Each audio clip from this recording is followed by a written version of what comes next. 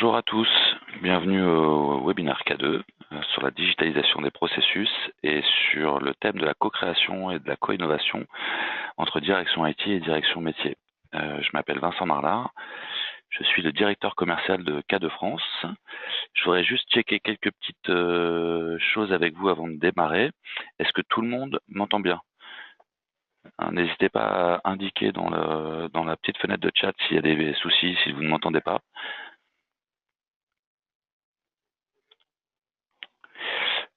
Bon, a priori, tout le monde m'entend bien. T'entends bien, ouais. Merci Jean. Deuxième chose, on souhaite vraiment tenir le timing, donc à midi, et même si on peut un peu plus tôt, on essaie de vraiment tenir le temps. Si tout au long donc nous sommes deux présentateurs, donc moi-même et Jean que vous venez d'entendre, qui est le directeur technique de K2 France. Donc nous sommes tous les deux connectés en même temps. Vous pouvez poser vos questions en live pendant ma présentation ou celle de Jean, et on commencera à préparer les réponses pour prendre un petit temps à la fin de la présentation et faire un temps de questions-réponses. Voilà. Écoutez, je vous propose qu'on démarre immédiatement. Le thème de la matinée, comme je l'ai annoncé un peu en introduction, c'est la co-création et la co-innovation entre direction IT et direction métier. Pourquoi? Pour une raison très simple, c'est que nous, chez K2, c'est notre quotidien. Notre quotidien à plusieurs niveaux. Bien évidemment, c'est notre direction marketing, mais pas que. C'est le quotidien que nous vivons avec nos clients quand on va les voir et quand on voit l'utilisation qu'ils font du produit. Et c'est ce qu'on va partager avec vous ce matin. C'est ce qui dirige également notre recherche et développement. C'est ce qui dirige, en fait, c'est ce qui drive l'ensemble des investissements et de l'énergie qui est dépensée chez K2 France. Donc, ça veut tout dire, ça veut dire beaucoup de choses et pas beaucoup de choses. On va essayer de décortiquer un petit peu tout ça. Il y a pas mal de concepts à l'intérieur de ce titre, et c'est ces concepts qu'on se propose de développer avec vous ce matin. Alors, je voulais simplement, en préparant cette présentation, partager avec vous un constat. C'est pas un constat K2 France, hein, c'est un constat qui est partagé par l'économie Harvard, qui est disponible sur le net et qui fait référence pour pas mal de sujets. En tout cas, moi, j'en ai extrait une partie. Et j'ai souhaité partager avec vous trois chiffres simples. Le premier, c'est que 47%, soit quasiment la moitié des organisations interrogées, pensent pour plein de raisons que leur business model, en tout cas celui qu'ils utilisent celui qu'ils ont depuis des années, sera obsolète à horizon 2020. C'est quand même une entreprise sur deux qui fait ce constat-là. Le deuxième chiffre que je souhaitais partager avec vous, c'est que plus de 80% des organisations, alors dedans c'est secteur public, secteur privé, enfin tout secteur confondu, mettent en avant l'automatisation et la digitalisation des processus métiers comme un élément clé de leur transformation future, leur transformation digitale et la transformation de l'entreprise. Voilà. Et le troisième chiffre, qui est, pourquoi est-ce que je l'ai partagé? Vous allez faire le lien un tout petit peu plus tard dans la présentation. Quasiment également 80% des organisations interrogées considèrent que ils vont être en manque de ressources pour la réalisation de leurs projets. Alors, manque de ressources, c'est à la fois des ressources internes, mais bien évidemment des ressources externes, de prestataires, etc. Voilà. Donc, face à ces constats, et je les partage avec vous, quelles solutions envisager, comment anticiper, et quelle solution, quelle plateforme on va pouvoir mettre en œuvre pour pouvoir anticiper un petit peu ces soucis-là et puis emmener son entreprise vers une transformation digitale réussie. Alors nous, K2, d'où l'on vient? On est né à la fin des années 90, et on était positionné sur un marché qu'on appelle le marché du workflow. Le workflow, je pense que ça vous parle à peu près tous et toutes. C'est tout simplement ce qu'on appelait à l'époque l'informatisation des processus métiers, le séquencement de tâches dans un process en tâches automatiques. On envoie des tâches. Étape 1, voilà ce qui se passe. Étape 2, étape 3, étape 4. Voilà. Donc c'est un marché qui existe depuis en fait assez longtemps, mais qui a commencé réellement à augmenter et à se démocratiser à la fin des années 90. Donc c'est un marché qui était pas évident, mais qui pas mal d'entreprises ont commencé à aller sur ce genre de technologie. Puis c'est un marché qui a évolué au fur et à mesure entre 2000 et 2010, 2015. Le workflow a évolué vers le monde de ce qu'on appelle du BPM, donc Business Process Management. Qu'est-ce que c'est que le BPM? En fait, c'est un workflow, c'est le monde du workflow mais étoffé. On a commencé à vouloir y rajouter des fonctionnalités de formulaires. Là où avant il fallait mettre en place des formulaires web, donc développer. On a commencé à y rajouter des fonctionnalités avancées de connexion au système d'information, de reporting. Voilà, on a étoffé cette fonctionnalité de base qui était la mise en place d'un workflow avec des fonctionnalités et des outils annexes qui ont vraiment étoffé cette plateforme.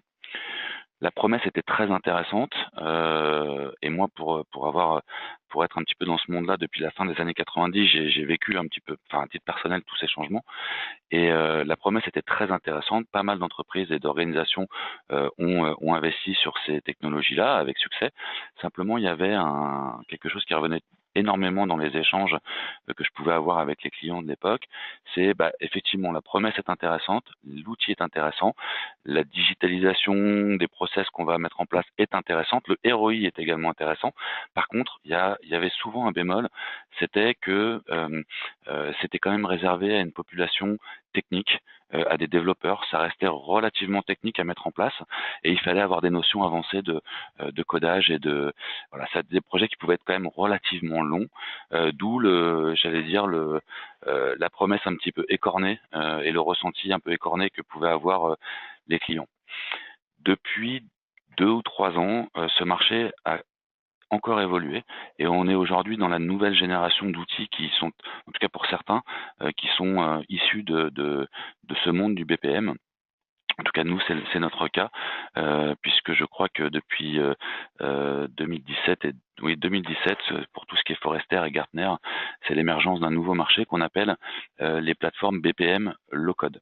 Alors, qu'est-ce que c'est que le low-code? Eh ben, c'est la continuité un peu logique de ce que je viens de dire, c'est-à-dire que on a la puissance des outils BPM, mais on a pendant des années investi et gommé d'un point de vue R&D tous les endroits où on avait besoin de faire du code pour pouvoir y mettre des outils simples, graphiques, intuitifs, accessibles à une nouvelle génération d'utilisateurs et de concepteurs qu'on appelle, enfin c'est pas moi qui l'appelle, c'est Forrester qui appelle ça les citizen developers. Donc les citizen developers, ce sont des gens qui sont pas forcément des développeurs, qui ont plutôt une casquette métier ou en tout cas AMOA ou AMOE, qui ont une appétence et qui ont quelques notions de projets informatiques et qui sont capables de rentrer assez rapidement dans la technologie, voire de mettre en place tout ou partie d'applications métiers. Voilà, ça c'est ce qu'on appelle le low-code, c'est la promesse d'un développement beaucoup plus rapide d'applications et d'une nouvelle catégorie de concepteurs qu'on appelle les citizen developers. Donc je vous laisse appréhender les chiffres que vous pouvez voir. C'est un marché qui est en très très forte croissance et qui, à mon avis, ne va pas s'arrêter de sitôt. La promesse du low-code, c'est ce que je viens d'expliquer, c'est vraiment réconcilier, alors pas tant qu'ils étaient extrêmement fâchés, mais vraiment réconcilier la manière de faire des projets entre l'IT et l'informatique. En réalité, pendant des années, sur une problématique donnée, sur une problématique métier, au commerce, à la logistique, à la qualité, on avait grosso modo deux manières d'adresser ces problématiques-là. La première, c'est bon bah voilà, je suis d'un métier X ou Y et je viens voir mon IT et je lui dis bah voilà, j'ai un cahier des charges, j'ai un problème, j'ai ce besoin-là, qu'est-ce que tu peux faire pour moi? Et en réalité, pendant 10, 15, 20 ans, l'informatique, alors je schématise bien sûr, je force un peu le trait, mais il y a quand même un vrai fond de réalité derrière. L'informatique disait bon bah voilà, solution numéro un, écoute, c'est très simple, donne-moi ton cahier des charges et je vais te faire un développement. Un développement, l'avantage c'est que bon bah voilà, ça va être du sur mesure par rapport à ce que tu m'as demandé. Inconvénient, c'est généralement assez coûteux, très long, hein, moi je me rappelle de projets dans les années 2000, des projets assez simples, hein, de frais, de formulaires assez simples et de workflows assez simples de 300-400 jours. Aujourd'hui, c'est plus personne n'a envie de partir dans ce genre de projet pour des ROI qui sont extrêmement limités et un go-to-market qui est scandaleux. Euh, donc ça, c'était le premier désavantage. Le deuxième inconvénient, c'était que bah, le développement spécifique alourdit énormément le legacy de l'entreprise et plus on fait de développement, plus on fait évoluer ces développements, plus on a une adhérence forte à son système d'information et moins on est agile. Voilà, c'est ce que moi j'appelle quand j'en parle avec notre parc client, j'appelle le sac à dos. Plus on fait des développements spécifiques qui ont une adhérence à chaque fois avec d'autres outils du système d'information, plus on s'alourdit de pierres dans ce sac à dos, et plus ce sac à dos devient lourd, et plus il est difficile de transformer ses applications et son IT en règle générale. Donc ça, c'était la première solution. La deuxième solution, c'était, bah, ok, pas de dev, je te fais pas de développement spécifique, je te mets en place un produit sur étagère. Là, tu as un projet de gestion des factures, bah, il y a des projets, il y a des produits ciels sur le marché qui font très bien ça. Avantage, généralement, un business model, un business plan, un coût relativement accessible, une sémantique extrêmement métier. Donc les métiers étaient souvent extrêmement euh, charmés par l'outil et ça leur parlait vraiment. Inconvénient, bah, dès que je vais avoir un deuxième besoin dans l'entreprise, hein, non plus cette fois au commerce, mais à la qualité ou à la logistique, bah, je vais racheter un autre produit, puis un autre produit, puis un autre produit. Donc là où la promesse j'allais dire, économique de départ était intéressante, finalement, on va se retrouver avec plein de produits qu'on a payés, qui finalement, ça devient relativement cher quand on met tout ça bout à bout. Et puis des produits qui sont pas faits pour dialoguer entre eux et qui on va se retrouver avec 10, 15, 20 produits, 20 maintenances différentes et des choses qui sont pas faites pour communiquer. En fait, j'allais dire la promesse d'un produit comme K2, c'est de représenter une alternative à ces deux manières de faire des projets.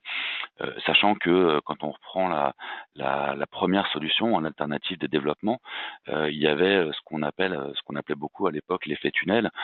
Quand on faisait des projets un peu traditionnels en cycle en V, on avait bah, je te donne mon cahier des charges, bon allez je fais une ou deux itérations, mais bon je te livre dans 6 mois.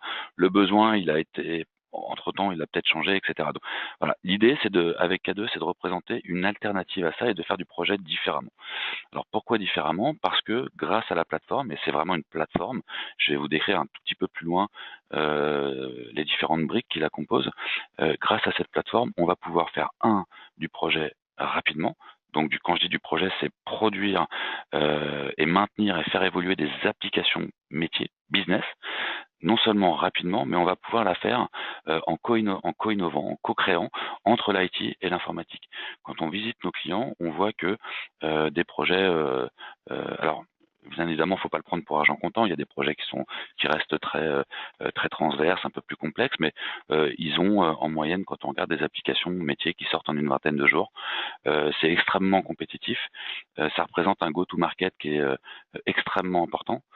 Quand on peut sortir une application métier dans ce niveau de jour, on est extrêmement compétitif versus ses concurrents qui sont peut-être sur d'autres approches un peu plus traditionnelles et du coup qui sortent des choses un peu moins rapidement. Donc avec K2, on va le faire rapidement et on va le faire ensemble. La plupart du temps, quand on visite nos clients, on voit qu'il y a des workshops qui se font entre l'IT et l'informatique, entre l'IT pardon et le métier. Le métier va décrire son besoin.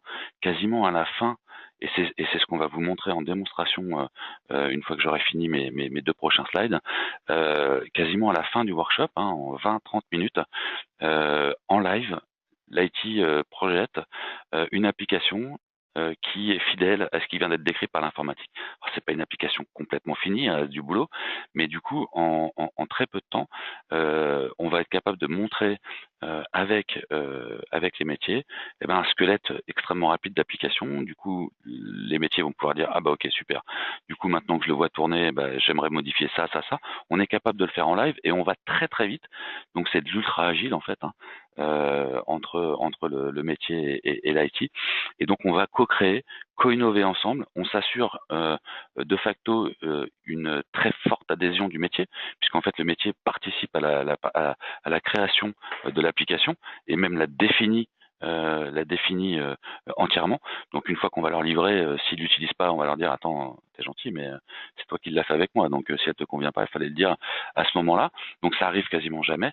Il y a une énorme adhérence de l'IT à ce niveau-là. Donc c'est la promesse du low-code et c'est la promesse de la plateforme K2. Alors qu'est-ce que c'est la plateforme K2?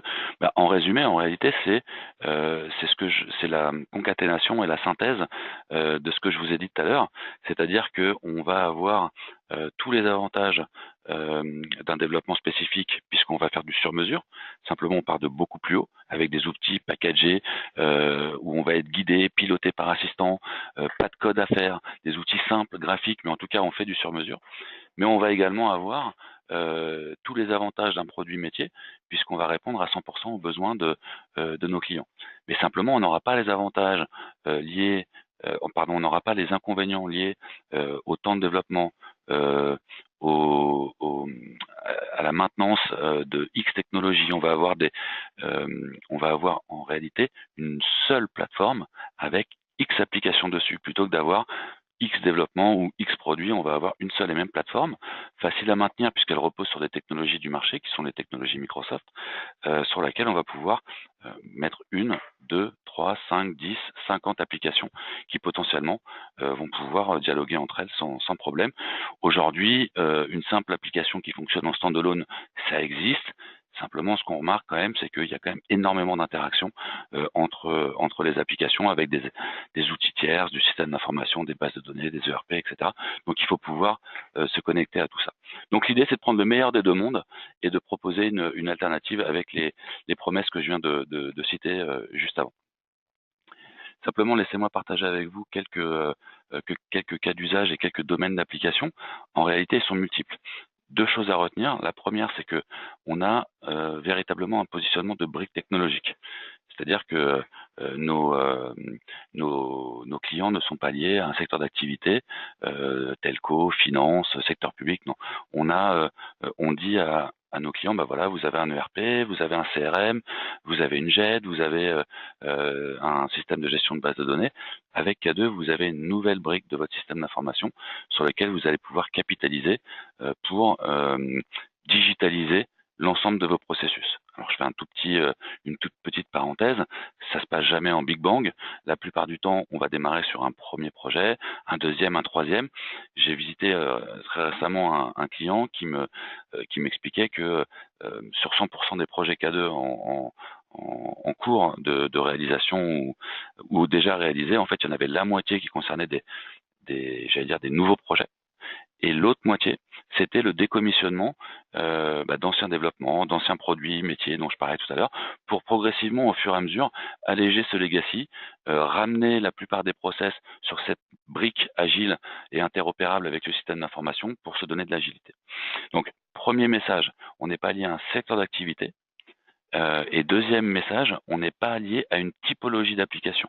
En réalité, à partir du moment, et je vais vous le présenter dans le slide juste après, où vous avez du processus, du formulaire, de la validation, de la connexion vers le système d'information, du reporting, tout ça correspond à énormément d'applications potentielles dans l'entreprise. Quand on passe avec certains DSI, enfin je sais que moi je passe pas mal de temps avec des directeurs informatiques chez nos clients, et en réalité, il y a une partie de mon travail qui est liée à l'évangélisation. En réalité, je lui dis, bah voilà, montre-moi tes gros projets 2019, par exemple, et sur la quinzaine de projets, je lui dis, mais est-ce que tu savais que ces projets-là sont complètement éligibles à une informatisation, pardon, une digitalisation avec K2. Donc, on a autant de possibilités que de types de métiers. Si on essaie de résumer les types d'applications qu'on met en place avec K2, il y en a trois. La première, c'est ce que j'appellerais les processus transverses et qu'on va retrouver quel que soit le métier d'entreprise. Donc c'est tout ce qui va être lié au métier RH, finance, commerce. Donc là, on a énormément de typologies d'applications. Donc ça va être tout ce qui va être purchase to pay, CAPEX, validation des factures fournisseurs, les notes de frais, les entrées et les sorties de collaborateurs dans les RH, la gestion des temps des absences. Voilà, énormément de j'allais dire ces départements sont extrêmement consommateurs d'applications K2. Deuxième typologie d'applications, les applications métiers, pur métier, donc là plutôt verticales. Et là, il va y en avoir autant que de métiers potentiels. On peut prendre le lancement d'un nouveau produit, on peut prendre la gestion d'une réclamation client, on va pouvoir traiter les demandes citoyennes dans les mairies. Enfin, voilà, on va être capable de digitaliser n'importe quel type de métier, quel que soit le métier. Et donc là, bon, c'est très difficile de prendre des exemples puisqu'il y en a autant que de métiers potentiels. Et si on essaie d'isoler également une troisième typologie d'application mise en place avec K2 régulièrement par nos clients, je dirais que comme on fournit beaucoup d'intégration avec des outils du système d'information et notamment Microsoft et notamment un outil extrêmement populaire sur le marché qui s'appelle SharePoint.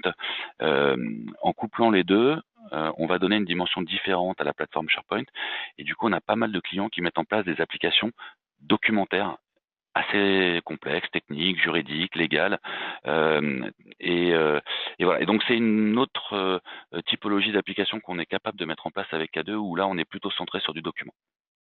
Voilà. Alors, qu'est-ce qu'il y a dans cette plateforme? Alors, je ne vais pas rentrer dans un détail qui va vous perdre. Je vais essayer simplement, j'ai essayé avec ce slide de synthétiser pour que vous ayez les grandes briques de la plateforme. Première brique, c'est la brique, et en quelque part, c'est la brique historique que j'ai mentionnée au démarrage de cette présentation. Bah, c'est le workflow. Donc, avec cet outil, donc c'est quand même un outil qui a une vingtaine d'années, donc qui a été complètement refondu, modernisé, réécrit, et qui a une richesse technique et fonctionnelle qui je pense extrêmement mature. C'est-à-dire que moi personnellement je travaille chez K2 depuis 2006, on a un peu plus de 200 clients en France, je n'ai jamais vu un cas fonctionnel non adressable avec K2. Donc on a vraiment une richesse technique et fonctionnelle extrêmement importante. Donc cette première brique, pardon, elle vous donne la possibilité de modéliser et de digitaliser des processus métiers en définissant, voilà, étape 1, étape 2, ça part en parallèle, ça revient, je mets des alertes, des traitements, des relances. Donc on va pouvoir vraiment digitaliser l'ensemble de son process. Deuxième brique, c'est la brique que j'ai également mentionnée tout à l'heure, c'est tout ce qui va concerner les interfaces homme-machine. Donc quelle interface je donne à mes utilisateurs pour participer à mes applications métiers. Donc on est sur des technologies qui sont full web, responsive design, je vais y revenir un petit peu après. Mais voilà, donc cette première brique, quel processus je veux digitaliser? Une fois que j'ai défini ce processus, quelles interfaces je veux donner à mes utilisateurs, pardon. Troisième brique, une fois que j'ai défini mon process et mes interfaces, à quel moment ça doit se connecter dans mon système d'information? Donc, ça veut dire quoi? Ça veut dire que je vais transiter des informations, je vais mettre à jour des choses, et ces différentes choses, elles proviennent la plupart du temps de mon système d'information. Donc, il va falloir aller se connecter à un SAP, à un Salesforce, à un Office 365, à un CRM, etc., etc. Et dans cette troisième brique, K2 vous met à disposition des connecteurs packagés, toujours la même chose, hein, qui vous permettent de vous connecter à ces systèmes-là dans les deux sens. Donc d'aller chercher de la donnée et de la mettre à jour. Dernière brique, une fois que tout ça va tourner, donc j'ai mon process, mes interfaces à machine, je déploie mon application, elle est connectée à mon système d'information, mes utilisateurs travaillent avec. En tant que manager ou autre, j'ai besoin de pouvoir monitorer ces applications. Donc là-dedans, deux parties. La première partie, j'ai besoin de pouvoir faire de l'administration technique et fonctionnelle, et j'ai besoin de faire de l'exploitation. J'ai besoin d'avoir une console d'administration, de pouvoir la faire évoluer. Et puis deuxième chose, j'ai besoin de pouvoir avoir des tableaux de bord, des indicateurs de performance, des rapports pour pouvoir faire évoluer en continu ces applications. Donc avec K2, vous avez plus d'une vingtaine de tableaux de bord fournis en standard que vous pouvez paramétrer comme vous voulez, partager. Vous avez également un éditeur graphique qui vous permet de créer vos propres rapports.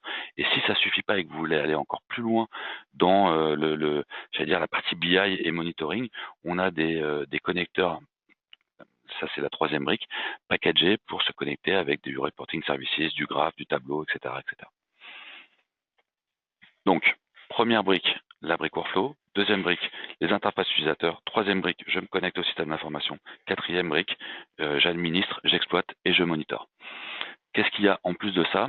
Alors, ce qu'il faut retenir sur ces 4 premières briques, c'est que, on a une seule philosophie de conception, c'est-à-dire que ce sont des outils simples, agile, intuitif, graphique et qui ne nécessite pas d'écriture de code. Que ce soit pour le workflow, le formulaire, les connecteurs et les tableaux de bord, c'est la même philosophie de conception.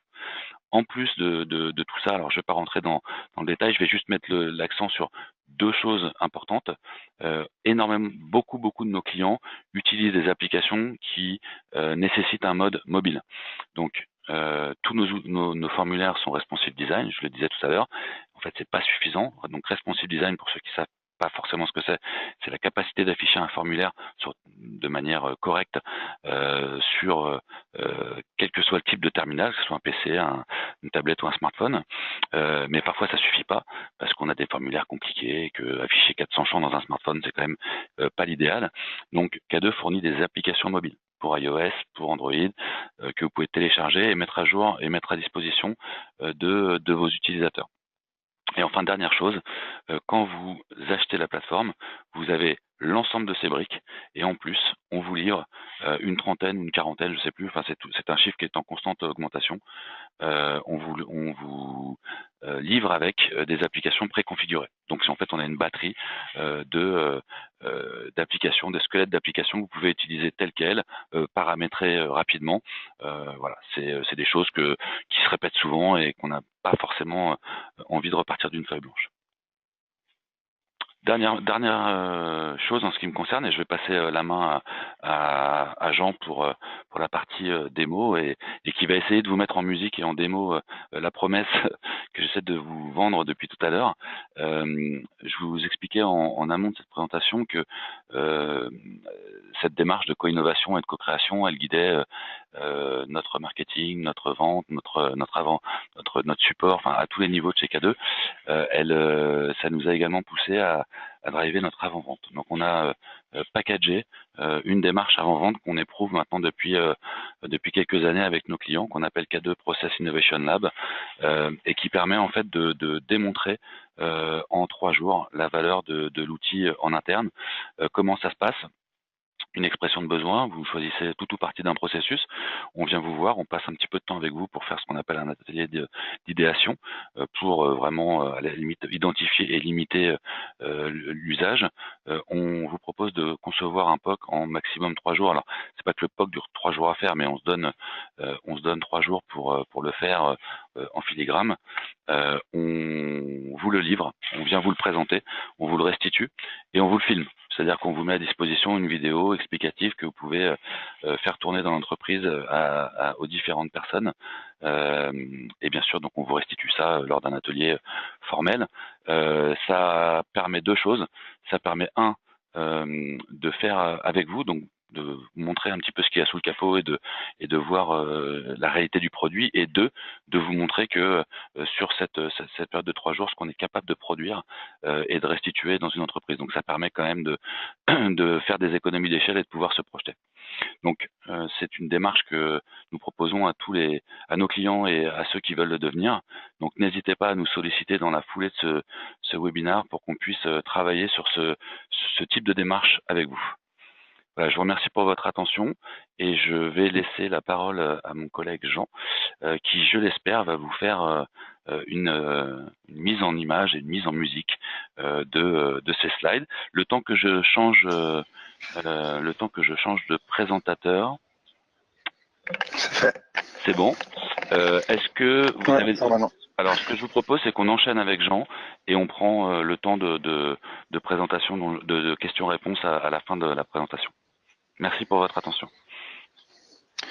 Merci Vincent. Donc rapidement, je me présente. Donc je m'appelle Jean Cadot, je suis directeur technique chez K2 France.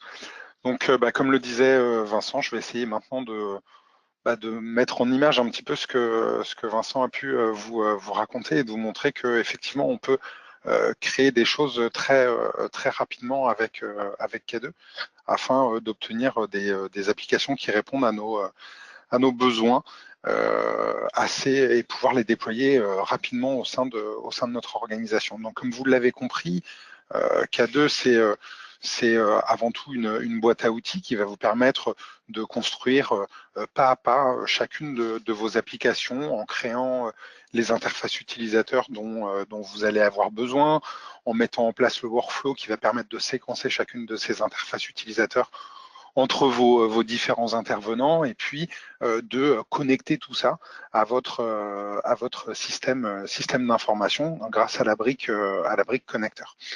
Donc, quand on crée une application de zéro, on part d'une feuille blanche et on utilise les outils de conception K2 pour mettre en place ces interfaces. Donc, on va dire, je veux créer un premier formulaire qui va être une page d'accueil sur laquelle je vais voir ma liste des tâches. Quand il va y avoir un bouton, quand je vais cliquer sur ce bouton-là, ça va m'emmener à tel endroit. Je vais créer cette page, etc., etc. Donc, même si ça va très vite, ça prend un petit peu de temps de faire ces choses-là. Ça va être dépendant de la taille en fait de votre application. Et donc, on a mis en place avec K2 un accélérateur. Donc, on appelle ça les App Wizards. C'est un outil qui va permettre en fait de générer tout notre squelette applicatif très rapidement, puis après de pouvoir nous concentrer sur des détails techniques de chacune des interfaces. Donc, je vais vous montrer cet outil-là. Donc là, j'ai lancé ce qu'on appelle le workspace chez K2. Donc le workspace, c'est la page, on va dire la page d'accueil pour les utilisateurs finaux K2. Donc là, on voit qui est connecté. Je retrouve ma liste des tâches sur la gauche ici, où je vois toutes les tâches que j'ai à faire. J'ai accès aux formulaires que je peux initialiser, aux différents reports sur les applications qui sont en cours. Et depuis ce workspace, je vais pouvoir accéder à la fonctionnalité dont je vous parlais, qui s'appelle les App Wizards, et donc qui va me permettre de créer très rapidement une application. Donc j'ai plusieurs façons pour créer une application K2. Hop.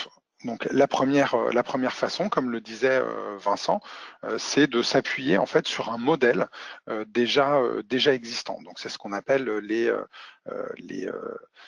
Smart Starters. Donc c'est ce qu'on a au niveau du catalogue ici. Donc si je vais sur mon catalogue, je vois la liste de toutes les applications que K2 a pensé pour vous et que en tant que client vous pouvez réutiliser, utiliser tel quel, que vous pouvez installer puis après personnaliser si vous le souhaitez. Donc je vais pouvoir gérer des demandes d'entrée de collaborateurs, de sortie de collaborateurs, des demandes d'intervention IT, de soumission de l'ouverture d'un poste de travail, etc., etc. Donc là, ce sont des applications toutes faites. Donc je ne vais pas me concentrer sur les applications toutes faites puisque le but aujourd'hui, c'est de vous montrer comment on crée une application. Et donc ça, c'était le catalogue. Et autrement, je peux créer plusieurs types d'applications, des applications de type enquête, des applications de type avec des workflows d'approbation. Donc c'est ce qu'on va faire ici. Donc je vais choisir une application avec workflow d'approbation et j'arrive sur une interface où je vais devoir saisir le nom, la description de mon workflow, etc., etc. Juste petite parenthèse, puisque j'ai oublié de le dire, tout ce que vous voyez là, en fait, c'est une interface utilisateur qui est faite avec les outils de conception de K2. C'est-à-dire que ce que vous avez là, c'est un formulaire K2, c'est un formulaire K2 que vous pourriez faire si vous le souhaitez. Donc, je vais l'appeler employé webinar du 25. Voilà, je peux mettre une petite de ma description ici, et puis je vais choisir si je veux partir ou pas d'un modèle. Donc moi, je vais tout faire de zéro. Donc je pars d'un modèle vide. Je vais sur la page suivante. Et sur la page suivante, je vais devoir définir les données principales qui vont circuler au sein de mon application. Donc, comme c'est pour une entrée de collaborateur, je vais pouvoir mettre un nom, dire que c'est type texte, un prénom, une date,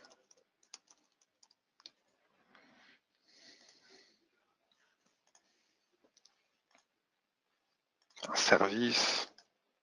Donc, quand je suis en co-création avec mon métier, je vais pouvoir définir avec eux en live quelles sont les informations qu'ils veulent voir quand on fait une demande d'arrivée d'un nouveau collaborateur. Je vais pouvoir mettre, je sais pas, par exemple, une note. Donc pour le coup, ça va être un numérique.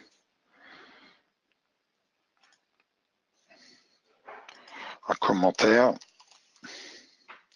etc., etc. Donc du texte et multiples.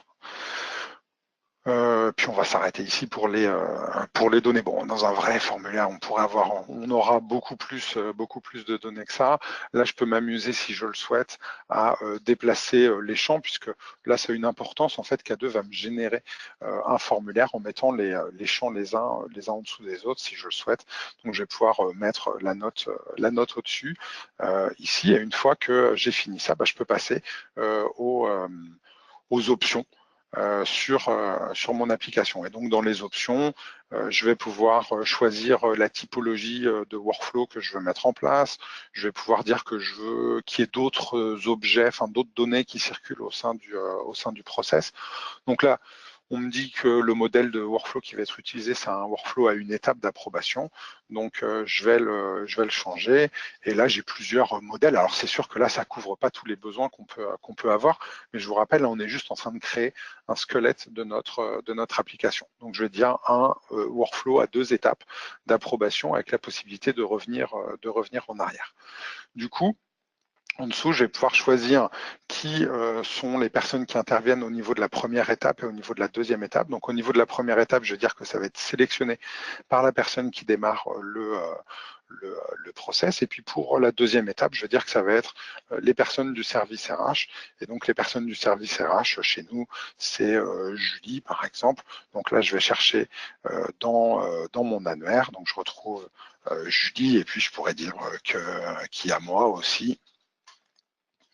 Hop. Jean, et donc je peux rajouter autant de personnes que je le souhaite. Là, je suis en connexion directe avec mon annuaire.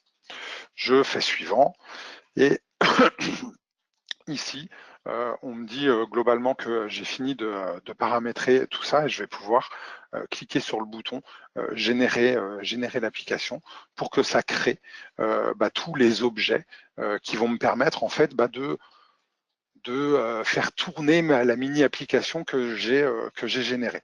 Donc là, ça prend un petit peu de temps. Hein. Alors, surtout en démonstration, ça va prendre 2 à 3 minutes. Donc quand on attend 2 à 3 minutes dans un webinaire, c'est un petit peu long. Mais à l'échelle d'une vraie production, c'est pas trop long. Et donc là, K2 me crée plein d'objets. Alors qu'est-ce que K2 va me créer comme objet? Il va me créer ce qu'on appelle des smart objects. Alors un smart object au niveau K2, c'est un objet qui va définir les données qui circulent dans le formulaire. Donc, il va me créer un smart object qui contient le nom, le prénom, la date d'arrivée, etc., etc. Derrière le smart object, K2 va créer une table dans une base de données pour pouvoir persister cette information. Les smart objects, ça peut aussi servir pour tout ce qui est connexion avec le système d'information. Là, par exemple, j'ai mis un champ service. Dans mon champ service, je voudrais pouvoir afficher la liste des services qui sont disponibles qui existent dans mon organisation. Peut-être que j'ai une liste SharePoint, une table dans une base de données Oracle ou dans une base de données SQL Server qui m'expose cette information. Donc, je vais pouvoir créer un Smart Object K2 qui va se connecter à ce système pour pouvoir afficher l'information dans la liste déroulante de mon application. Une fois que K2 a créé les Smart Objects, K2 va créer les formulaires. Donc les formulaires, c'est les pages qui vont être disponibles pour les utilisateurs. Donc je vais avoir une page d'accueil, je vais avoir une page d'administration, une page pour accéder au reporting, je vais avoir une page pour chacun des formulaires, donc pour faire la demande, pour l'approuver à la première étape, pour l'approuver à la deuxième étape. À l'intérieur d'un formulaire, K2 utilise ce qu'on appelle des vues. Donc les vues, c'est des parties de page. Donc là, par exemple, sur le formulaire qui est affiché à l'écran, il y a deux vues. Le titre, la vue qui s'appelle où il y a écrit Generating App, et puis la vue où il y a le bouton My Apps. Donc ça, c'est deux vues. Ce qui est assez intéressant, c'est qu'une vue est réutilisable. Donc à partir du moment où je veux réutiliser mon en-tête, mon pied de page dans d'autres formulaires, je vais pouvoir créer une vue et l'utiliser dans chacun des formulaires qui le nécessitent.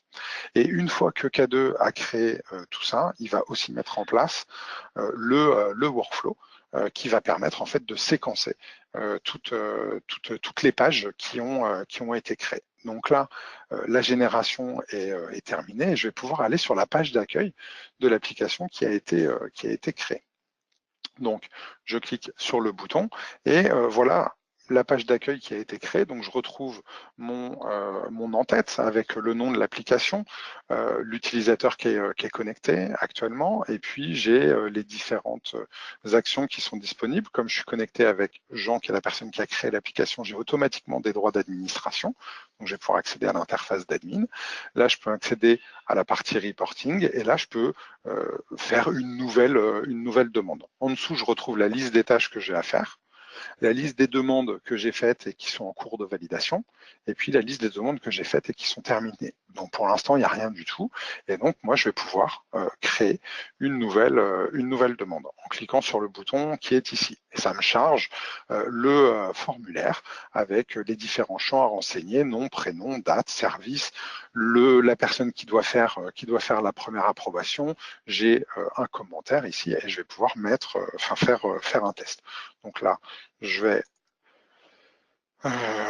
mettre des informations. Donc une date d'arrivée, ici je peux saisir une date à la main, si je le souhaite, ou je peux faire appel à un calendrier et me déplacer dans les années, dans les mois, ici, etc., etc. Donc là, on va rester sur le 2-10-2018. Si je mets du texte à la suite, du coup, le champ se met en rouge pour me dire que je ne peux pas soumettre la demande comme ça. Ensuite, je vais pouvoir mettre une note ici. On attend un numérique, donc pareil, ça se met en rouge automatiquement. Donc je vais mettre 14, un service, test. Je peux mettre un commentaire ici. Je vais choisir qui va approuver la demande. Donc là, je vais pouvoir chercher parmi mes utilisateurs. Donc, je vais affecter la tâche à Jean. Hop, et puis je peux remettre un commentaire si je le souhaite. Je clique sur le bouton soumettre et ça déclenche ma demande. Donc j'ai un workflow qui est déclenché et donc on retrouve, là j'ai ma demande qui s'appelle EW2 pour le nom cadeau qui est au statut New Submission et je peux accéder au suivi graphique. Donc le suivi graphique, qu'est-ce que c'est? C'est un composant qui va me permettre de voir le workflow qui a été mis en place et qui, avec des codes couleurs, va m'indiquer par quelles étapes on est passé. Donc là, je vois le workflow qui a été automatiquement généré et je vois qu'on est à l'étape initial request, que là, si la personne, elle, refuse, on va prendre le chemin rework request. Si la personne, elle accepte, on va aller sur la deuxième étape. Une fois que la personne aura accepté, ici, si on a approuvé, on enverra un mail pour dire que c'est OK. Si elle a refusé, on envoie un mail pour dire que c'est refusé, etc., etc. Et donc, en vert, les endroits par lesquels je suis passé, et en bleu, l'endroit où je suis actuellement. Donc, la première tâche, on l'a envoyée, je me la suis envoyée à moi-même. Donc, si j'actualise ma liste des tâches, je vois qu'effectivement, j'ai une nouvelle tâche à traiter qui a été créée à 11h45. Et donc, je peux la faire et donc double-cliquer sur la ligne pour charger la tâche. Alors, je me suis trompé, mais c'est pas grave.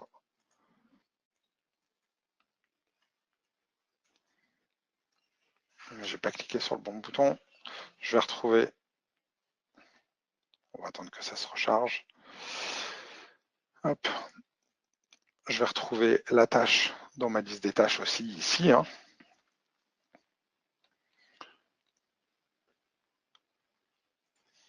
Et une fois que le formulaire est chargé, bah, je vais pouvoir prendre ma décision. Donc, je vois qui a fait la demande, à quelle date, quelles sont les informations. Là, j'ai accès au suivi graphique et je vais pouvoir prendre ma décision. Donc, moi, là, je vais demander, alors, je vais pas rejeter, je vais demander des modifications. Merci de toc toc toc. Et je vais resoumettre. Et du coup, on repart en arrière sur le processus. Et donc, on revient chez moi. Donc, je vais juste revenir, parce que je n'ai pas cliqué sur le bon bouton, mais je vais revenir sur la page d'accueil de mon application qu'on a créée ensemble, ici.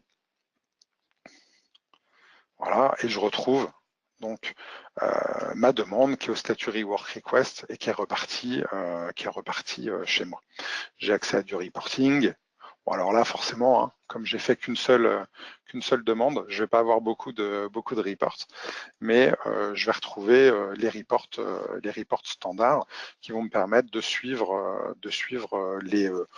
l'ensemble des demandes qui ont été faites pour cette application-là. Donc là, je vois qu'il y a une demande en cours, il y a 0 demande en erreur, 0 demande qui ont soulevé des alertes.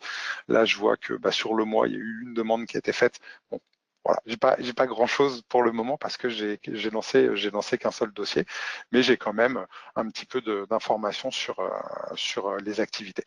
Donc ça, c'est ce qui a été généré en 3 minutes après avoir renseigné quelques informations. Et du coup, on a la possibilité d'accéder au designer K2 pour pouvoir personnaliser un petit peu tout ça. Donc, je vais aller sur l'outil de conception K2 et ça va nous permettre en fait de voir tout ce qui a été créé par K2 quand on a cliqué sur le bouton générer. Donc là, je suis dans l'outil de conception de K2. Je retrouve sur la partie gauche l'ensemble des objets qui ont été créés sur ma plateforme. Et si je vais dans la partie application, je retrouve dans les applications Submit for Approval, je retrouve notre application à nous, hein, qu'on a appelée Employee Webinar. Donc j'ai tous les objets qui ont été créés pour la partie administration ici, donc les formulaires d'admin, les vues, puis j'ai les formulaires qui sont pour les utilisateurs finaux, donc le formulaire de demande par exemple qui est là, et j'ai les vues, puis tous les smart objects. Donc vous voyez, il y a pas mal d'objets qui ont été créés. Si moi je veux modifier le formulaire de demande, je vais pouvoir demander à éditer ce formulaire-là. Et je vais retrouver au niveau de l'outil de conception K2 une interface WYSIWYG. Donc ce que je vois à l'écran, c'est ce que l'utilisateur final va avoir à peu près. Et donc on retrouve les différentes vues qui composaient notre formulaire. Moi, je voudrais modifier tout ce qui concerne le détail de l'employé ici, qui est une vue qui s'appelle Employé Webinar View. Donc je vais demander à modifier cette vue-là. Et donc j'arrive sur une interface où je vois juste ce bloc. Et donc, on va pouvoir commencer à personnaliser le bloc. Donc, pour personnaliser le bloc, donc on va commencer par exemple, alors je vais aller ici, toc. Je vais rajouter des nouvelles colonnes. Voilà. Je vais déplacer mes champs. Hop. Je peux fusionner ces champs-là, enfin ces colonnes-là. Toc. Voilà. Ici. etc., etc. Donc je peux repositionner un petit peu tous mes champs. Bon là, je n'ai pas fait quelque chose de très joli.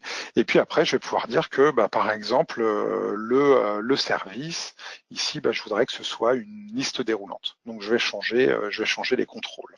Et donc je vais mettre une drop-down list. À partir du moment où j'ai dit que c'était une drop-down list, je vais pouvoir aller paramétrer la source qui permet de présenter les informations. Donc soit je vais chercher un autre Smart Object K2, soit je mets des valeurs en dur. Donc là, bon, pour aller vite, je vais mettre RH, hop, et puis info, toc. Je clique sur OK, OK, et puis je vais dire que la note ici, plutôt que ce soit un champ de saisie, pareil, je vais mettre un champ de type note. On va mettre une note sur 10. Donc voilà, donc je fais mes modifications comme ça. Je peux aussi gérer de l'interaction, c'est-à-dire que par exemple, quand il y a quelqu'un qui met une note, ça fait il y a quelque chose qui se passe sur le formulaire. Donc on va rajouter des règles. Donc quand le contrôle a été modifié, si la note est inférieure à 5, je fais telle chose. Si elle est supérieure à 5, je fais telle autre chose. Et donc le telle autre chose, par exemple, je vais afficher un message à l'utilisateur. Et je vais mettre bonjour, vous avez choisi, vous avez sélectionné, et je mets la note qui a été sélectionnée. Donc je retrouve la note. Ici, je fais un simple glisser-déposer. Donc voilà, je ne vais pas m'attarder plus sur la conception. Hop, je termine tout ça. J'enregistre mon formulaire. Et maintenant, si je reviens sur mon application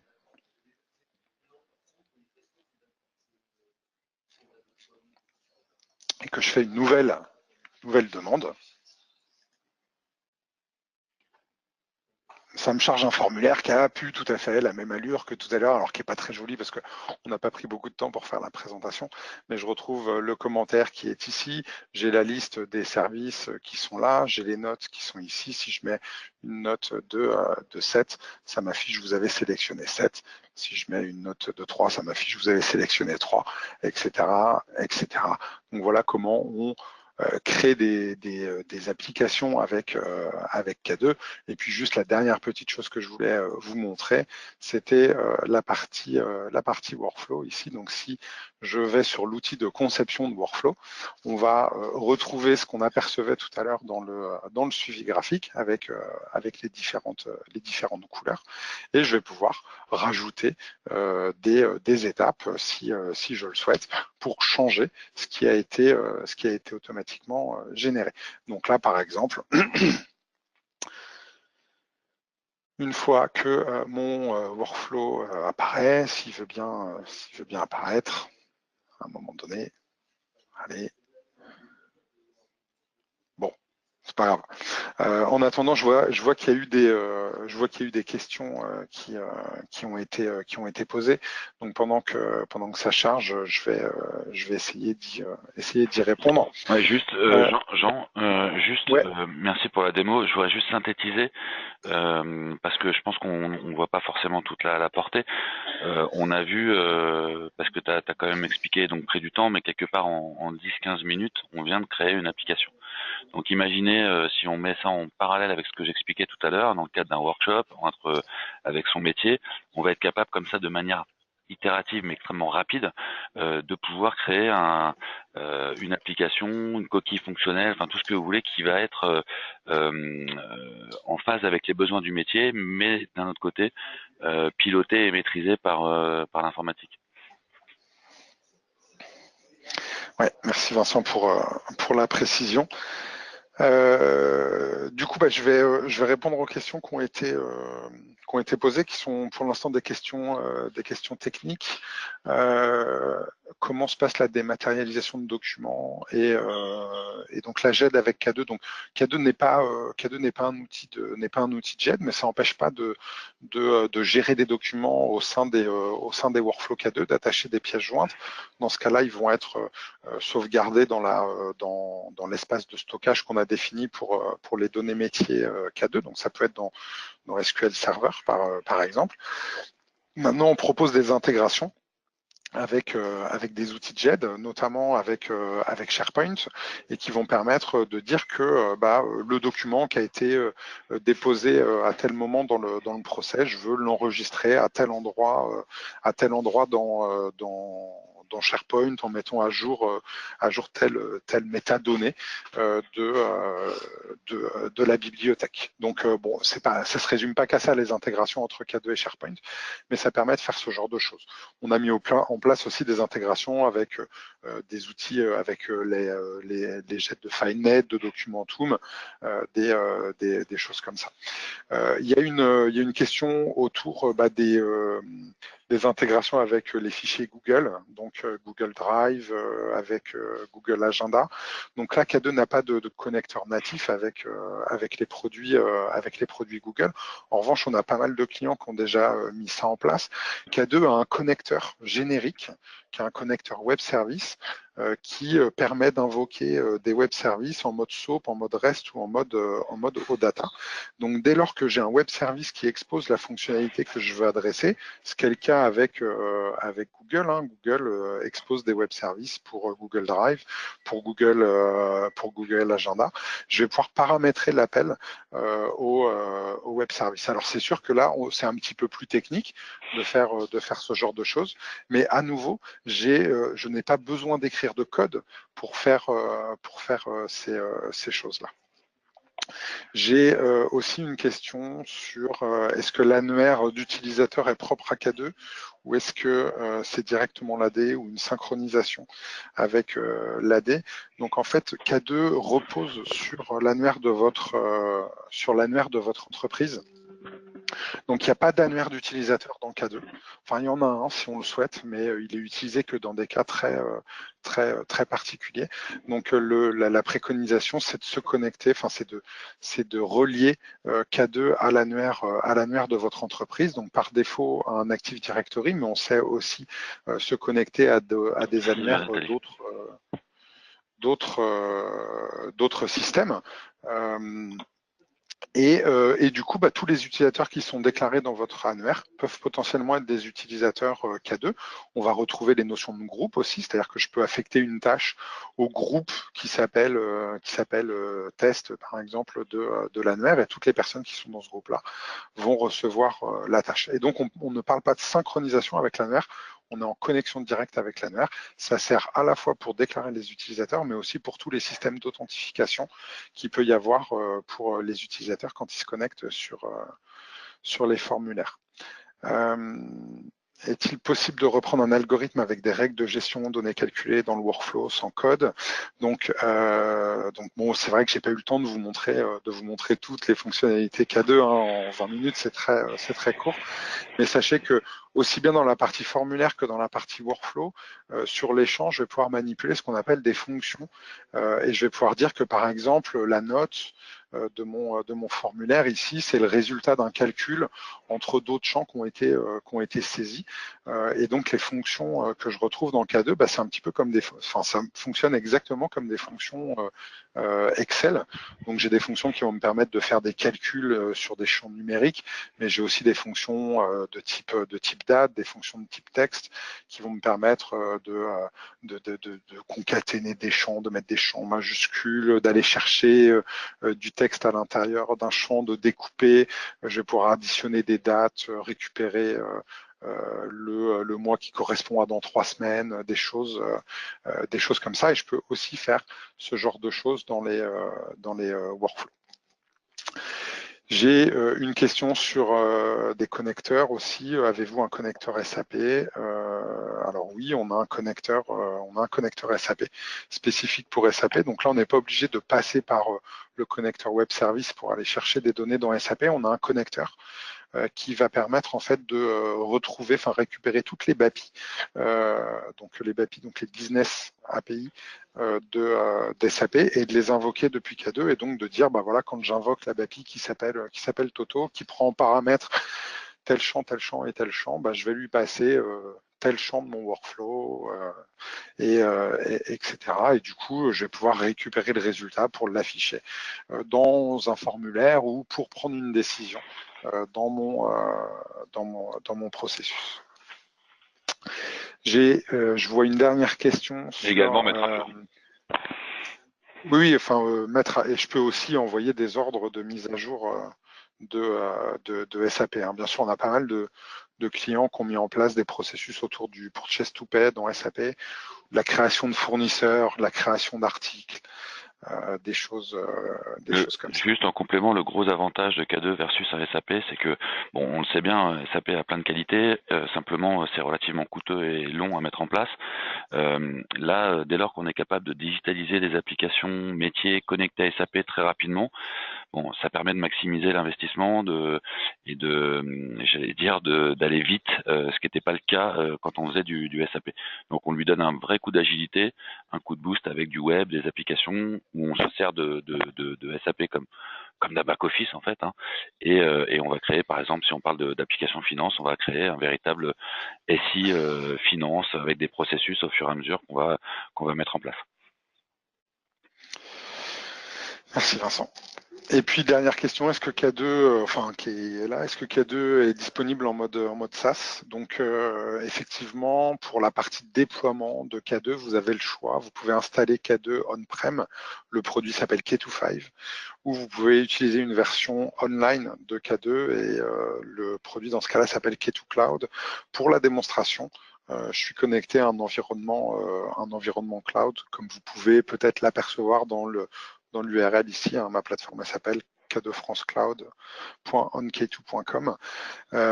Donc vous avez le choix entre ces deux types de déploiement et puis tout ce qui est un mix un petit peu de tout ça, c'est-à-dire que si vous voulez faire de l'IAS, donc avoir un Windows Server sur le cloud avec Azure ou avec Amazon par exemple, vous pouvez installer K25 dessus. Donc il n'y a pas de souci pour tout. Enfin voilà, on est conforme à tous les grands modes de déploiement qui existent aujourd'hui.